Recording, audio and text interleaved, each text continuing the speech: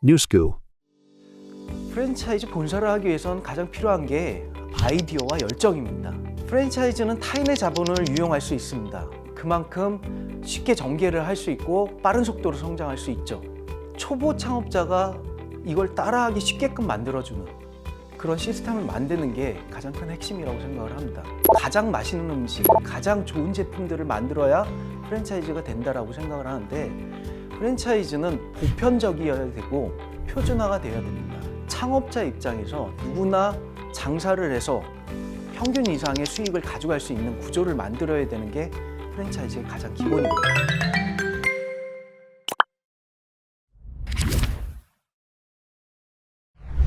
안녕하세요. 성균관대학교 글로벌 창업대학원에서 프랜차이즈 관련 강의를 맡고 있는 윤태식입니다.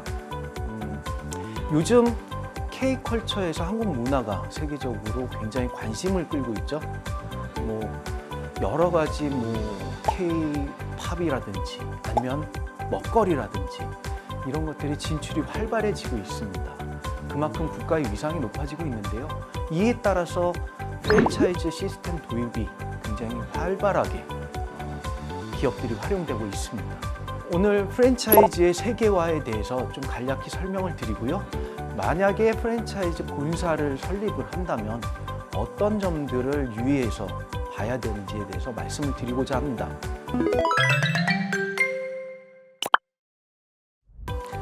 제일 먼저 프랜차이즈 역사에 대해서 간략히 설명을 드리겠습니다. 1970년대부터 시작을 했다고 하는데요. 70년대는 태동기라고 볼 수가 있습니다.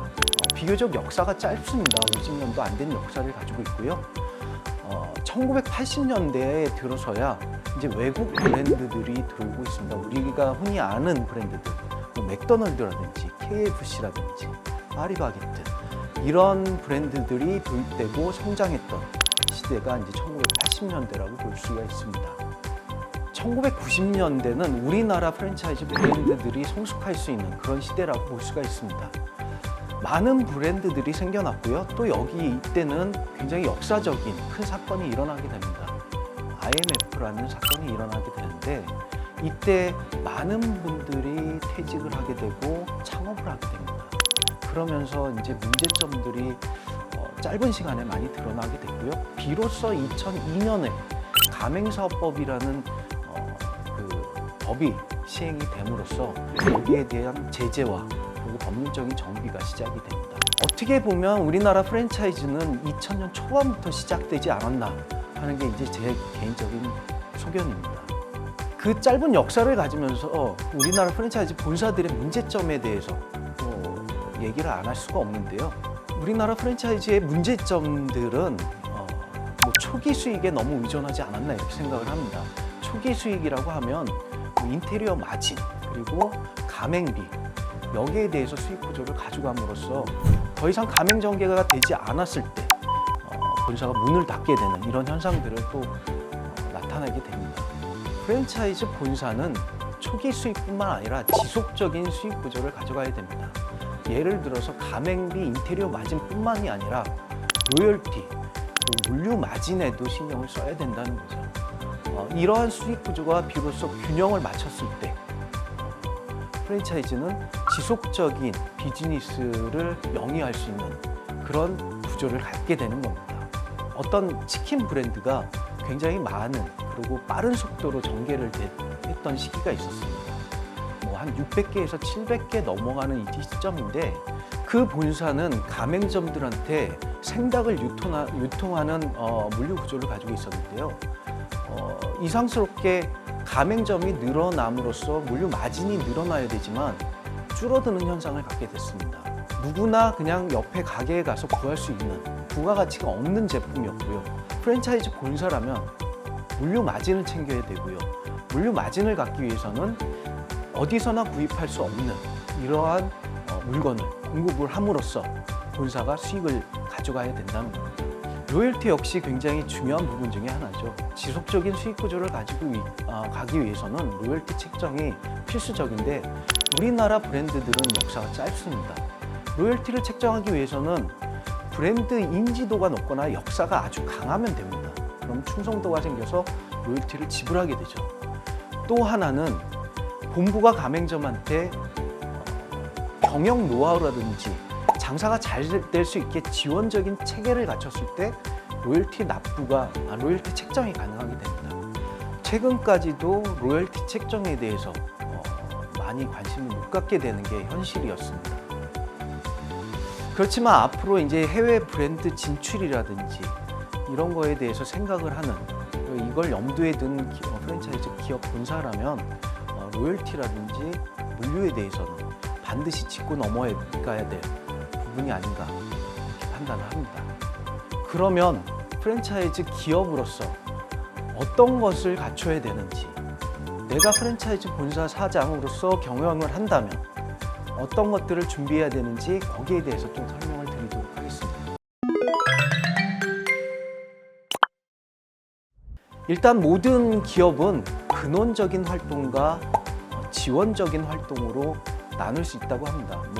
근원적인 활동이란 건 수익을 가져가는 모델이죠. 지원적인 활동은 그 근원적인 활동을 하기 위해서 인프라를 갖춘다든지 인적 구조를 관리한다든지 아니면 기술 개발을 한다든지 유통망을 확보한다든지 이런 활동들을 얘기를 합니다. 프랜차이즈 본사의 지원적인 활동은 법적인 준비뿐만 아니라 가맹점주들이 성공적인 사업을 할 수 있도록 매뉴얼의 작성이라든지 인적 자원의 관리라든지 그리고 유통망의 확보 이런 것들에 대한 일련의 활동들을 얘기를 합니다. 일반적으로 프랜차이즈 본사들이 가맹점주들이 제일 잘하는 가맹점을 기준으로 삼습니다. 매출이 가장 높은 점포, 가장 장사가 잘 되는 점포들을 많이 앞세워서 홍보를 하죠. 하지만 진정한 본사라면 가장 안 되는 점포, 가장 못하는 점주들을 어떻게 하면 효율적으로 장사를 잘할 수 있게 만드느냐, 여기에 중점을 둬야 됩니다.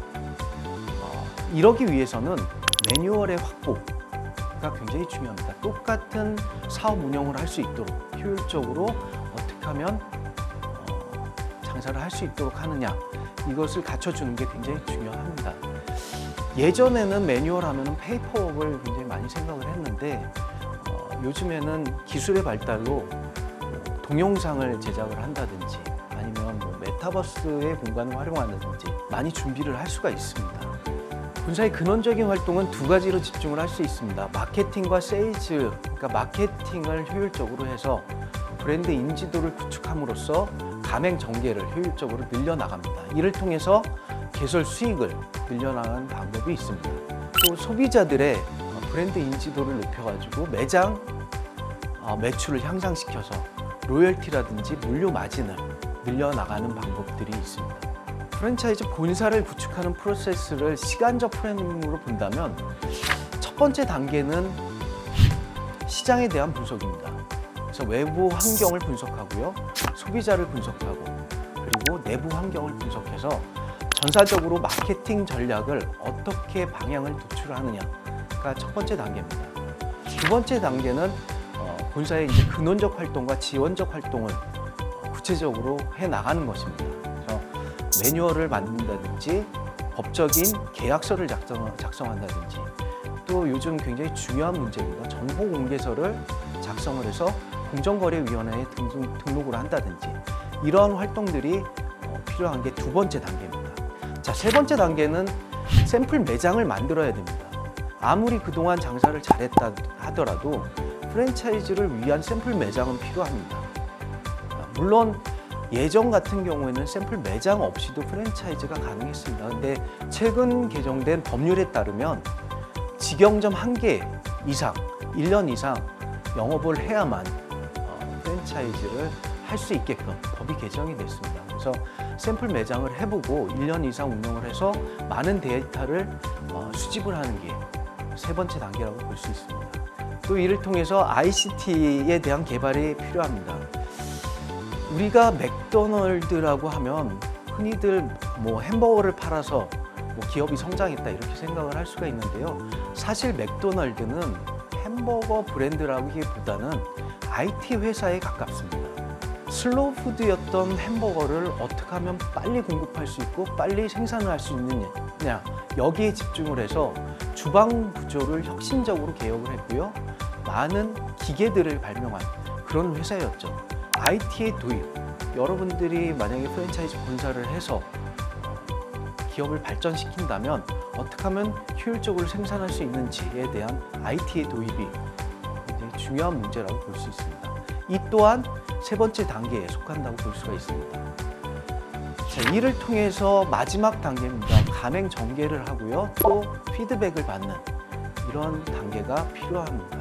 자, 마지막으로 프랜차이즈 기업을 설립을 해서 운영을 한다면 사업할 때 꼭 알아야 될 사항들을 정리해 봤습니다. 첫 번째는 프랜차이즈 사업이 이 시스템이 도입됐다고 해서 반드시 성공한다는 것은 아니라는 것입니다. 기존의 성공적인 사업과 마케팅, 유통 방법들이 있다고 해도 다시 또 적용된다는 보장이 없다는 것입니다. 한 국가에서 성공한 프랜차이즈 시스템이 반드시 다른 나라에서 또 성공한다는 보장이 없다는 겁니다. 실패할 수도 있고요. 또 개선을 해야만 된다는 겁니다. 그래서 프랜차이즈 사업은 지속적으로 진취성이 요구가 됩니다. 그래서 자원들의 효율적인 배치나 기능들이 요구되어지고 있습니다. 특히 중요한 것은 헌신적인 인적 자원 관리가 필요하다는 것입니다. 프랜차이즈는 타인의 자본을 유용을 할 수 있는 시스템을 가지고 있습니다. 그래서 획기적인 아이디어를 접목하고 시스템을 구축한다면 그만큼 빠른 속도로 전개할 수 있는 큰 장점을 가지고 있고요. 무조건 자본과 규모로 성공을 유도하는 것은 아니다는 점입니다. 자, 그리고 마지막으로 중요한 사항, 프랜차이즈 본사는 예비 창업자들이 어떤 생각을 가지고 있는지 파악하는 게 굉장히 중요합니다. 어떤 창업자들은 생계형 창업으로 수익에 집중을 하는 반면 어떤 창업자들은 비교적 여유가 있어서 조금 더 간판이 있는 프랜차이즈 창업을 하기를 원하기도 합니다. 내 브랜드가 어떤 컨셉을 가지고 있느냐, 여기에 대해서 먼저 생각을 하시고 전략을 구성하는 게 굉장히 중요한 사항이라고 볼 수가 있습니다. 우리나라 프랜차이즈 브랜드 해외 진출에서 성공한 사례들이 늘고 있습니다. 그만큼 관심도가 증가하고 있는 만큼 많이 공부하셔야 되고요. 오늘은 프랜차이즈 설립을 할 때 어떤 주의사항을 가져야 될지, 어떤 걸 준비해야 될지에 대해서 간략히 설명을 드렸습니다. 자, 이것으로 오늘 강의를 마치도록 하겠습니다. New School.